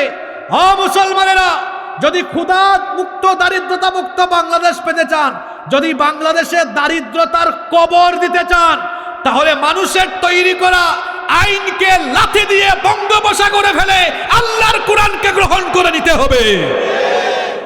এছাড়া আপনাদের মুক্তি নাই, শান্তি নাই। তাহলে আমাদের শান্তি আর মুক্তির জন্য মানুষের আইন ভালো না আল্লাহর আইন ভালো? জোরে বলেন কার আইন ভালো? আল্লাহর আইনের বাইরে গেলে এই যে বিপদ, জাহান্নামে দেখছেন, কয় আল্লাহ ডবল দেন। কি দেন? এবার শেষ পয়েন্ট বলি, কষ্ট হয়ে যাচ্ছে না তো আপনাদের? এবার জাহান্নামে সর্বশেষ জাহান্নামীদের সাথে দেখা হবে শয়তানের। কার? এই তো বাবা, তোমারে পাইছি, তুমি ধোঁকা দিয়া নামাজ থেকে দূরে রেখেছো, তোমার ওয়াসওয়াসায় গান শুনেছি, তোমার ওয়াসওয়াসায় যত ধরনের হারাম আর অপরাধের কাজ আছে সব করেছি, তুমি দাঁড়াও। এবার শয়তানকে আটকায়া জাহান্নামীরা বলবেন তোমার সাথে হিসাব নিকাশ আছে। শয়তান বলবে আমার সাথে তোদের আবার কি হিসাব নিকাশ, আমার ভাষণ শোন। এবার শয়তান বক্তব্য আরম্ভ করবে। কেমন বক্তব্য দিবে শুনেন। সে তখন বলবে ওয়াকালাশ শাইতানু লাম্মা কুদিয়াল আমরু ইন্নাল্লাহা ওয়া'আদাকুম ওয়া'আদাল হক্ক ওয়া ওয়া'আদতুকুম ফাআখলাফতুকুম। শয়তান তখন বলবে আমাকে দোষারোপ করো না, আল্লাহ যা ওয়াদা করেছেন আল্লাহ তা পূরণ করেছেন। আল্লাহর ওয়াদা ছিল তার হুকুম মানলে আল্লাহ জান্নাত দিবেন। দেখো জান্নাতের দিকে আল্লাহ ঠিকই তাদেরকে জান্নাত দিয়েছেন, আর আমার ওয়াদা ছিল ভিন্ন। আমি বলেছিলাম খাও দাও ফুর্তি করো, দুনিয়াটা মস্ত বড়, আগামীকাল বাঁচবা কিনা চিন্তা করো।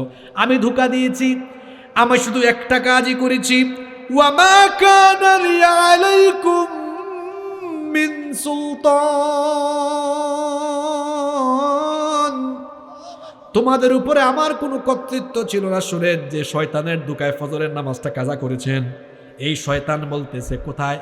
জাহান্নামে বলতেছে আপনাকে, ওয়ামা কানা লি আলাইকুম মিন সুলতান, তোমার উপরে আমার কোনো কর্তৃত্ব ছিল না, তবে হ্যাঁ আমি একটা কাজ করেছিলাম, সেটা হলো ইল্লা আন দাআউতুকুম ফাস্তাজাবতুম লি, আমি শুধু দাওয়াত দিতাম, আসো আসো শয়তানি পথে আসো, তুমিও কিছু না বুঝে শয়তানি পথে দৌড় মেরেছ। ফালা তালুমুনি ওয়ালুমু আনফুসাকুম, সুতরাং আমাকে দোষারোপ করো না, নিজের পরিণতির জন্য নিজে আজকে নিজেকে দোষারোপ করো, আমারে কেন দোষ দাও? শোনো, তোমার চেয়ে আমি বড় বিপদে আজকে আছি।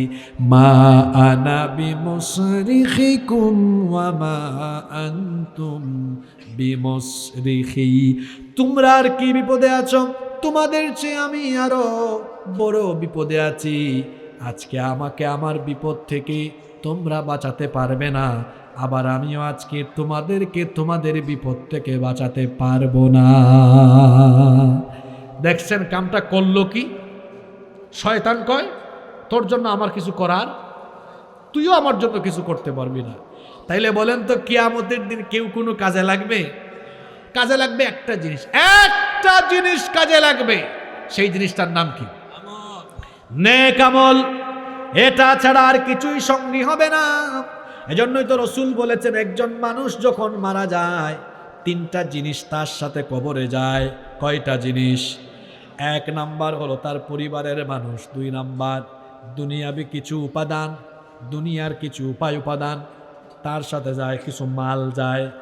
এরপরে তিন নাম্বার আরেকটা জিনিস আছে, কিন্তু কবরে তাকে শোয়ানোর পরে দুইটা জিনিসই ফিরে আসে, একটা জিনিস কবরে তার সাথে যায়, সেটার নাম হলো, জুড়ে বলেন সেটার নাম কি? আমল ভালো হলে ফয়সালা ভালো, আমল খারাপ তো ফয়সালা খারাপ। এখন যদি বলি আপনাদেরকে সৃষ্টি করা হলো কেন? আল্লাহ বলছেন আল্লাযী খালাকাল মাউতা ওয়াল হায়াতা লিয়াবলুয়াকুম আহসানু আমালা, কে তোমাদের মধ্যে সর্বোত্তম আমল করেছে এটা দেখার জন্য আমাদেরকে জন্ম মৃত্যু দিয়ে আমাদেরকে দুনিয়ায় পাঠিয়েছেন যিনি, তিনি কে? এই জাহান্নাম থেকে আমরা বাঁচতে চাই কি চাই না? জোরে বলেন, এই ভয়াবহ জাহান্নাম থেকে বাঁচতে চাই কি চাই না? জাহান্নাম থেকে বাঁচার জন্য সংক্ষেপে কিছু আমল বলে দেই। এক নাম্বার আমল হলো মরার আগ পর্যন্ত কোনোদিন নামাজ এক ওয়াক্ত কাজা করা যাবে না। কারণ কিয়ামতের মাঠে প্রথম যে আমলের হিসাব নেওয়া হবে সেই আমলের নাম কি?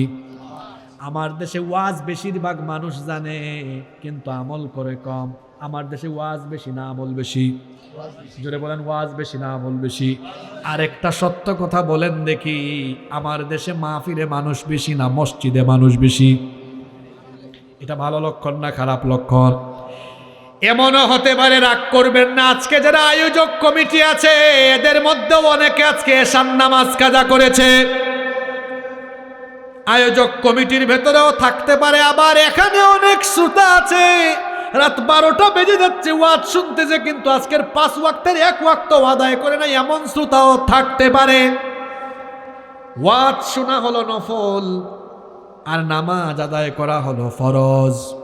নামাজ কখনো ছাড়া যাবে না, নামাজ আদায় করলে খুশি হন কে? আর নামাজ ছেড়ে দিলে খুশি হয় কে? তা আমরা খুশি করব কারে? আরো জুড়ে বলেন কারে? এই যে ফজরের নামাজের নাক ডাকাইয়া ঘুমায় থাকেন, ফজর আদায় করেন না, জোহরের আগে আপনার জানাজা রেডি হওয়ার সম্ভাবনা আছে না নাই? কেমন করে ঘুমাও তুমি, কেমন করে ঘুমাও তুমি, ফজর করে কাজা, এমন তো হতে পারে জোহরে জানাজা। হতে পারে কি পারে না? জাহান্নাম থেকে বাঁচতে চাইলে 5 ওয়াক্ত নামাজের আমল ঠিক করে ফেলতে হবে। যুবক ভাইদেরকে বলবো, মসজিদের সামনের কাতারগুলোতে আপনারা থাকবেন। তার কারণ হলো আল্লাহর রাসূল বলেছেন, যে যুবকেরা যৌবন বয়সে আল্লাহর ইবাদত করবে, এই যুবকদেরকে কিয়ামতের দিন আল্লাহ তাআলা ডেকে ডেকে ডেকে ডেকে তার আরশে আজিমের ছায়ার নিচে জায়গা করে দিবেন। জাহান্নাম থেকে বাঁচতে হলে 1 ওয়াক্ত নামাজও কাজা করা যাবে না। যে ঈমান আপনাকে নামাজে দাঁড় করাতে পারে না, এই ঈমান আপনাকে জান্নাতেও নিতে পারবে না। আল্লাহর রাসূল বলেছেন, যে ব্যক্তি নামাজ ছেড়ে দিল সে যেন দিন থেকেই বের হয়ে গেল। যার মধ্যে নামাজ নাই তার মধ্যে ঈমানই নাই। এজন্য রাত 12টা পর্যন্ত ওয়াজ শুনলাম কিন্তু নামাজ আদায় করলাম না, এতে তো কোনো ফায়দা হলো না। মনে রাখতে হবে, সবার চেয়ে সবচেয়ে বড় আমলের নাম কি? আরো জুড়ে বলেন, ঈমান আনার পরে সবচেয়ে বড় আমলের নাম কি? জাহান্নাম থেকে বাঁচতে চাইলে মসজিদের সাথে সম্পর্ক করেন। মসজিদের সাথে সম্পর্ক করেন। ওই যে রাসূল বলেছেন, মুআল্লাকুন ফিল মাসাজিদ, মসজিদের সাথে অন্তরটাকে ঝুলিয়ে রাখা। এরপরে জাহান্নাম থেকে বাঁচতে হলে আমি সংক্ষিপ্ত আমল বলে দিচ্ছি। জাহান্নাম থেকে বাঁচতে হলে নামাজ, এর পাশাপাশি দ্বিতীয় আমল হলো সকল ফরজ মৌলিক ইবাদতের প্রতি যত্নবান হয়ে যাওয়া। একটা ফরজ ইবাদতও বাদ না দেওয়া। যতগুলো ফরজ ইবাদত আছে সেগুলো ঠিকঠাক মতো আদায় করা। এই যে ইবাদত করি এটা আল্লাহর হক। জুড়ে বলেন, কার হক? জাহান্নাম থেকে বাঁচতে হলে আগে আল্লাহর হক আদায় করবেন। জাহান্নাম থেকে বাঁচতে হলে এরপরে 2 নম্বরে বান্দার হক, মানুষের হক আদায় করবেন। মানুষের হকের মধ্যে সবার আগে হলো আব্বা আম্মার হক। জোরে বলেন, মানুষের হকের মধ্যে সবার আগে কার হক? সবার আগে আব্বা আম্মার হক। যে ব্যক্তি আব্বা আম্মার হক নষ্ট করে, মা বাপকে কষ্ট দেয়, তার জন্য জাহান্নাম। আর যে ব্যক্তি বাপ মাকে খুশি করে, তার জন্য আল্লাহর জান্নাত।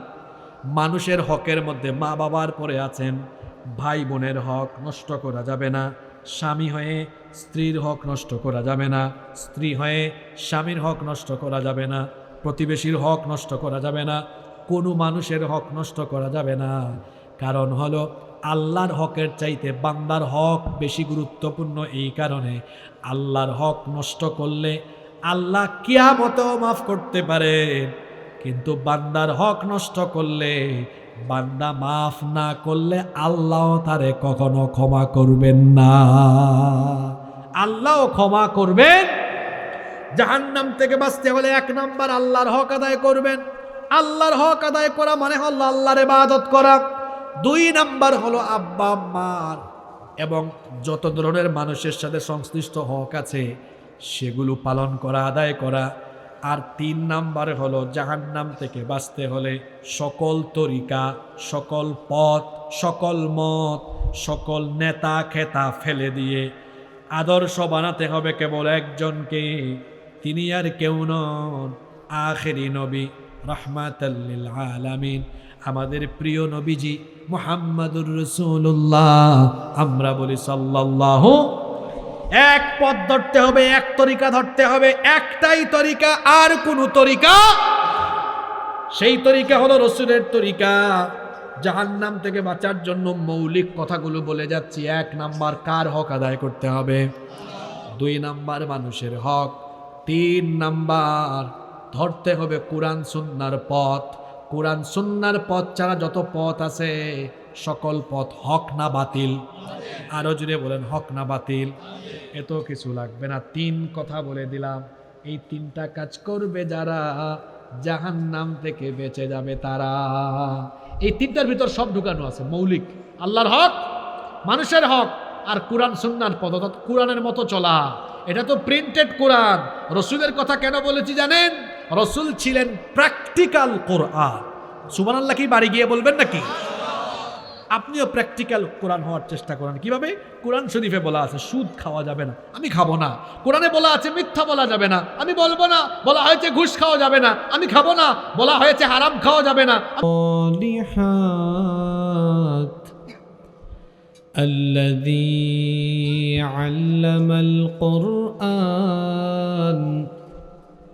وأكرمنا بالإسلام وأنعم علينا بالإيمان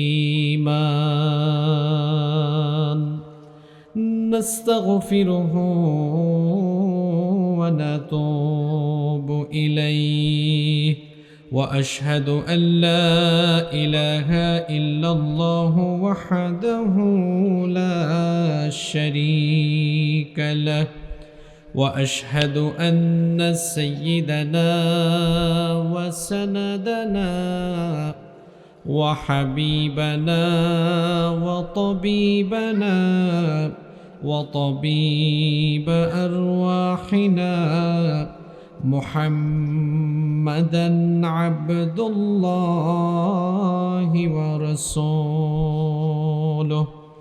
أرسله بالحق بشيرا ونذيرا وداعيا إلى الله بإذنه وسراجا منيرا أما بعد فقد قال الله تعالى في كلامه المجيد وفي فرقانه الحميد أعوذ بالله من الشيطان الرجيم بسم الله الرحمن الرحيم إن الله وملائكته يصلون على النبي يا أيها الذين آمنوا صلوا عليه وسلموا تسليما اللهم صل على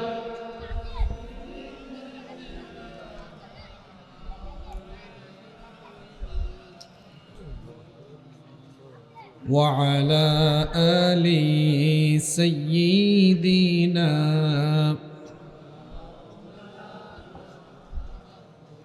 नहीं दो जहां में मिसाले मोहम्मद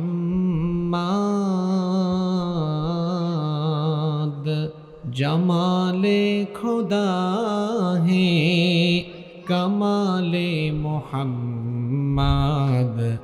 नहीं दो जहां में मिसाले मोहम्मद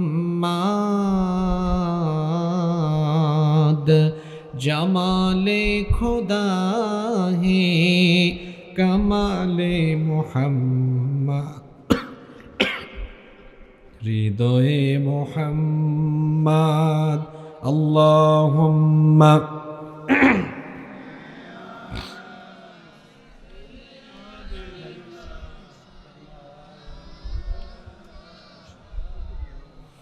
وعلى آل سيدنا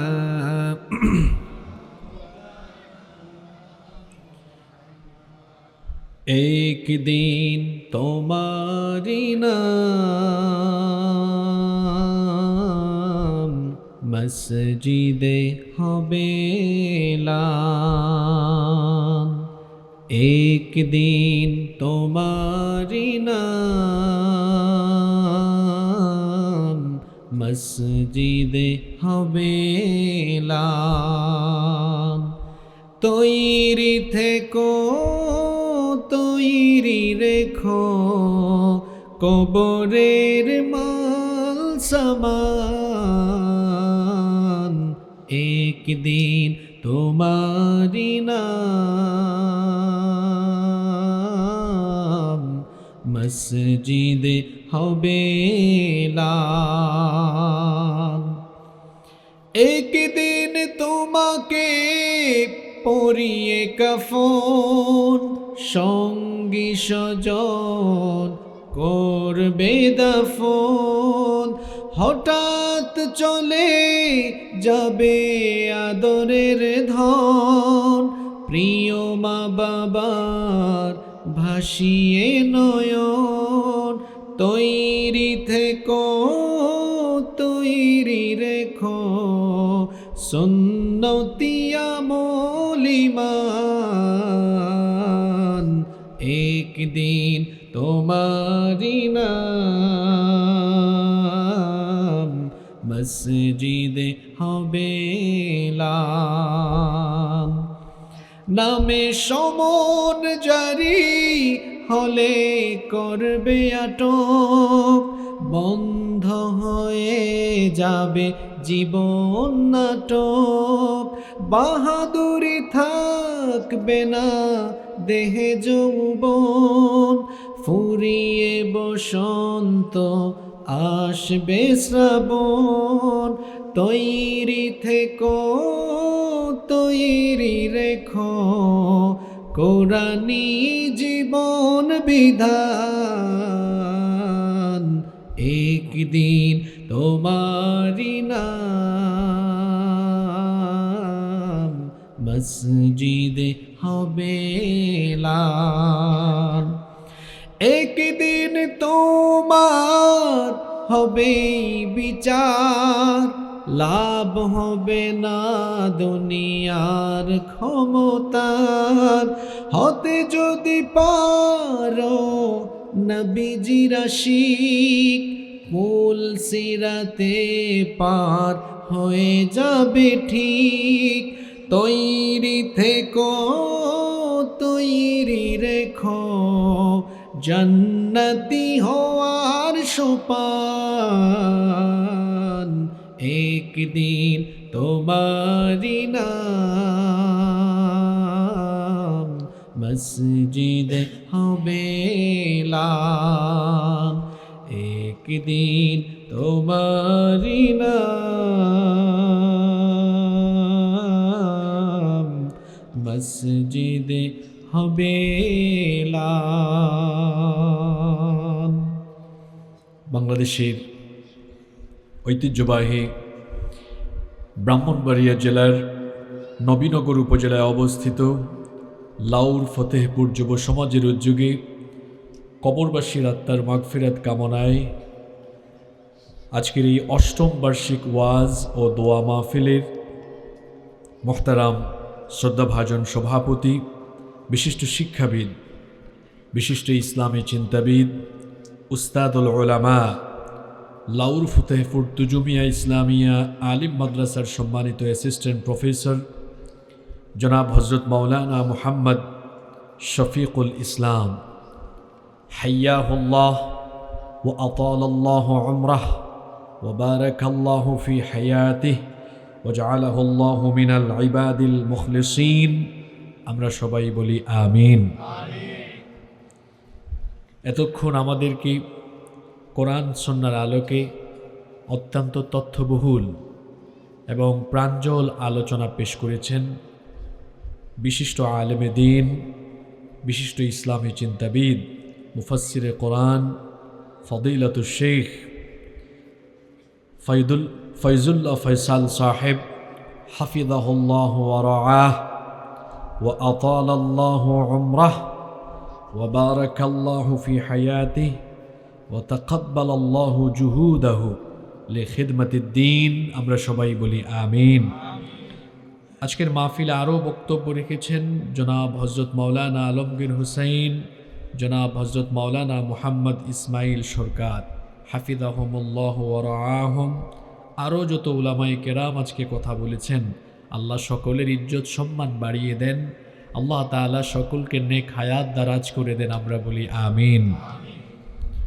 মঞ্চে বসা আমাদের মাথার তাজ শ্রদ্ধাভাজন ওলামায়ে কেরাম, উপস্থিত বিভিন্ন মাদ্রাসার আসাতিদায়ে কেরাম, মাহফিলে এসেছেন আমাদের স্কুল কলেজের সম্মানিত স্যারেরা, মঞ্চে বসে আছেন এই এলাকার গণ্যমান্য এবং বিশিষ্ট ব্যক্তিবর্গ, এসেছেন বিভিন্ন মসজিদের খুতাবা এবং আইম্মায়ে কেরাম, আমার সামনে বসা পিতৃতুল্য সম্মানিত মুরব্বিয়ানে আযম, যুগে যুগে আল্লাহর জমিনে আল্লাহর দিন প্রতিষ্ঠায় যারা অগ্রসেনানীর ভূমিকা পালন করেছেন, আমার কলিজার টুকরা প্রিয় যুবক, তরুণ এবং ছাত্র ভাইয়েরা, পর্দার অন্তরায় থেকে শ্রবণরতা সম্মানিতা মা এবং বোনেরা, উপস্থিত মিডিয়ার প্রিয় কর্মী এবং সাংবাদিক ভাইয়েরা, প্রশাসন এবং গোয়েন্দা সংস্থার সম্মানিত ভাইয়েরা, প্রিয় ফতেহপুর, নবীনগর তথা আমার প্রিয় সম্মানিত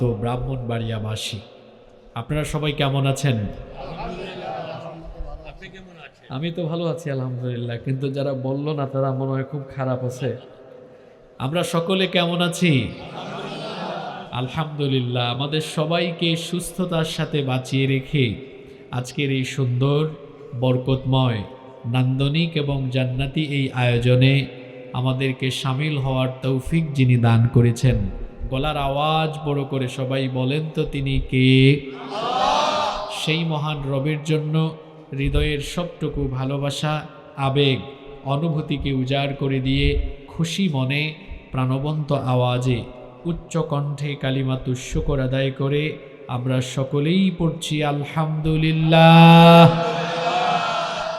অসংখ্য অগণিত দুরুদ এবং সালাম পেশ করছি সর্বকালের, সর্বযুগের সর্বশ্রেষ্ঠ মহামানব নবিয়ুনা ওয়া সাইয়্যিদুনা ওয়া কুদওয়াতুনা মুহাম্মাদুর রাসূলুল্লাহ। সকলে পড়ি সাল্লাল্লাহু আলাইহি ওয়াসাল্লামের প্রতি, যাকে আল্লাহ তাআলা আমাদের হেদায়াতের জন্য পাঠিয়েছেন। আল্লাহুম্মা সাল্লি আলাইহি, আল্লাহুম্মা বারিক আলাইহি। সম্মানিত উপস্থিতি, লক্ষ লক্ষ টাকা খরচ করে এত মানুষের ঘাম, শ্রম, কষ্ট আর মেহনতের ফলে আয়োজিত হওয়া আজকের এই মাহফিলে আমরা অপ্রাসঙ্গিক, অপ্রয়োজনীয় কোনো কথা বলে সময় নষ্ট করতে চাই না। সরাসরি আমরা আল্লাহর কালাম থেকে হেদায়াতের নিয়তে কিছু কথা বলতে চাই এবং শুনতে চাই ইনশাআল্লাহ। পোস্টারে দেখলাম আজকের মাহফিল যুব সমাজের উদ্যোগে আয়োজন হয়েছে, মানে যুবকদের পার্টিসিপেট এখানে অনেক বেশি। কিন্তু আমি যখন ঘর থেকে বের হয়ে প্যান্ডেলে আসতেছিলাম, রাস্তায় আমি দুধারে প্রচুর যুবককে দেখেছি, আর প্যান্ডেলে এসে আমি ভিন্ন রকম চিত্র দেখতে পাচ্ছি। এখানে যুবকদের উপস্থিতি কম, বাহিরে বাজারঘাটে হয়তো তাদের উপস্থিতি অনেক বেশি। এটা তো ভালো চিত্র নয়। যেদিন মাহফিল হবে ওই এলাকায় সকলের উচিত আলোচনায় সামিল হয়ে যাওয়া, কারণ এই যে আমরা এই মাঠে বসলাম, কিয়ামতের দিন এই মাটি আমাদের পক্ষে আল্লাহর দরবারে সুপারিশের জন্য দাঁড়িয়ে যাবে। আল্লাহু আকবার। মাটি কথা বলবে, আল্লাহ তোমার বান্দা এই জমিনের উপরে বসে তোমার কালাম শুনেছে। আপনারা তো একটা আয়াত জানেন, জুমার দিনে এটা সানি খুতবায় বলা হয়, বা অনেক সময় এটা শোনেন, ফাযকুরুনি আযকুরুকুম। এটার অর্থ কি? আমি যদি একেবারে সংক্ষিপ্ত করে বলি, বান্দা তুমি আমার জিকির করো, তাহলে আমি তোমার জিকির করব। সুবহানাল্লাহ পড়লেন না? আল্লাহ আবার আমাদের জিকির কেমনে করেন? জিকির মানে কি? জিকির মানে হলো স্মরণ করা। জোরে বলেন তো, জিকির মানে কি? যদিও আমাদের দেশে যে কত তালের জিকির আছে, ওই দিন একজন ফেসবুকে আমাকে দেখিয়েছে একজন জিকির করে কেমনে। আমি বললাম, লোকটার কি কুষ্ঠকাঠিন্য হইল কিনা? কোথায় কেন, কোথায় কোথায় কোনো জিকির হয়? জিকির মানে স্মরণ করা, আল্লাহর নাম নিলে সুন্দরভাবে নেওয়া, নবীজির নাম নিলে ভদ্রতার সাথে নেওয়া, ঠিক না বেঠিক? আমরা যখন আল্লাহর জিকির করি, আল্লাহ তখন আমাদের জিকির কেমনে করেন? হাদিসে কুদসিতে এসেছে, আল্লাহ তাআলা বলেছেন, বান্দা যখন আমার জিকির করে, যে অবস্থায় যে পরিবেশে করে, আমি তার চেয়ে আরো উত্তম সমাবেশে আমি তাকে স্মরণ করি। তাহলে এখানে যে আমরা সবাই, আমার আগে ফয়সাল ভাই আলোচনা করলেন, আরো অনেক উলামায়ে কেরাম আলোচনা করেছেন, এতক্ষণ ধরে এখানে কার জিকির হচ্ছে? কোরআনও তো জিকির। কোরআনের নাম কি? ইন্না নাহনু নাযালনা যিকরা ওয়া ইন্না লাহু লাহাফিজুন। আল্লাহ কোরআন কি জিকির বলেছেন? বলেন তো কোরআনের একটা নাম কি? জোরে বলেন, কোরআনের একটা নাম কি? তো এই যে বিকেল থেকে এতক্ষণ পর্যন্ত জিকির হয় কার? তো আল্লাহ বলতেছেন আমার জিকির করো, আমি তোমাদের, তবে সমানভাবে না, এইরকম পরিবেশে না, আরো ভালো পরিবেশে। আল্লাহ আমাদের জিকির কেমনে করেন? আমরা এখন এই লাউরি ফতেপুরে, লাউর না, লাউর ফতেপুরে আমরা আল্লাহর জিকির করছি, আর আল্লাহ এখন ফেরেশতাকে আরশে আজিমে ডেকেছেন, ডেকে বলতেছেন, এই ফেরেশতারা, এই মানুষ বানানোর সময় তোরা আমাকে সবার আগে নিষেধ দিয়েছিল, তোরা বলেছিলে এরা পৃথিবীতে গিয়ে শুধু ফাসাদ করবে, তাকা ফতেপুরের দিকে তাকা, আমার বান্দারা একত্রিত হয়ে সেই বিকেল থেকে এখন অবধি আমার জিকির করছে, এজন্য আমিও তোদেরকে ডেকে এনে আরশে আজিমে আমি আমার বান্দাদের জিকির করলাম। এত আসতে বললেন সুবহানাল্লাহ। আসলে অনেকে এটা বুঝে নাই, এখনো বুঝে নাই। আমি যদি এক বাক্যে বলি, আমরা জিকির করছি আল্লাহর ফতেপুরে, আল্লাহর জিকির হচ্ছে ফতেপুরে, আর আমাদের জিকির হচ্ছে আল্লাহর আরশে। আল্লাহর জিকির হচ্ছে কোথায়? না না, আপনি তাল ঠিক রাখেন। আল্লাহর জিকির হচ্ছে কোথায়? ফতেপুরে। আর আমাদের জিকির হচ্ছে কোথায়? জোরে বলেন কোথায়? আপনারা খুশি না বেজার? ওই রাস্তায় যারা আছে এদের কোনো জিকির হইতেছে না, আমাদের জিকির হচ্ছে আরশে আজিমে। আল্লাহ তাআলা ফেরেশতাদেরকে ডেকে জিকির করছেন। আল্লাহু আকবার। যারা আসেনি আল্লাহ তুমি তাদেরকে তৌফিক দাও, আমরা যারা এসেছি আমাদেরকে হেদায়াত দাও। এই যে 2 মিনিট কথা বললাম, এটা বলতাম না যদি এই দৃশ্য না দেখতাম। আর একটা বাড়তি কথা বলার সময় নাই। এবার আমরা সরাসরি আল্লাহর কালাম থেকে আলোচনা শুরু করব ইনশাআল্লাহ। এই পৃথিবী যেখানে আমরা বাস করছি, আমরা এখানে চিরকাল থাকবো না, একদিন আমরা চলে যাব। আমাদের পূর্ববর্তীরা চলে গিয়েছেন, আমরা আছি, আমরা থাকবো না, আমরাও চলে যাব। Everyone will take the test of death. প্রত্যেককেই মরণের স্বাদ ভোগ করতে হবে। কেউ আমরা মৃত্যু থেকে পালিয়ে বাঁচতে পারবো? জোরে বলেন পারবো?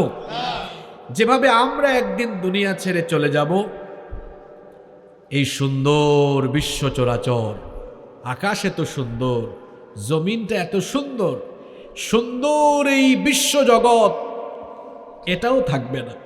এটা একদিন লণ্ডভণ্ড চূর্ণ বিচূর্ণ মেসাকার হয়ে কিয়ামতের মহাপ্রলয়ঙ্কারী ঘটনা ঘটে যাবে। এই ব্যাপারে কি আপনাদের কোনো সন্দেহ আছে? সব ধ্বংস হবে, একজন থাকবেন, যিনি থাকবেন আকাশ বাতাস ভারী করে। বলেন তো তিনি কে? সেই আল্লাহ পাক হাসরের মাঠে আবার সব মানুষকে একত্রিত করবেন। সেদিন কি এই এলাকা থেকে কেউ বাদ পড়বে নাকি? কেউ বাদ পড়বেন? সব আল্লাহর সামনে সেদিন হাজির বিচারের মাঠে। সেই দিন হিসাব গ্রহণ করবেন কে? আরো জোরে বলেন কে? কিয়ামতের ময়দানে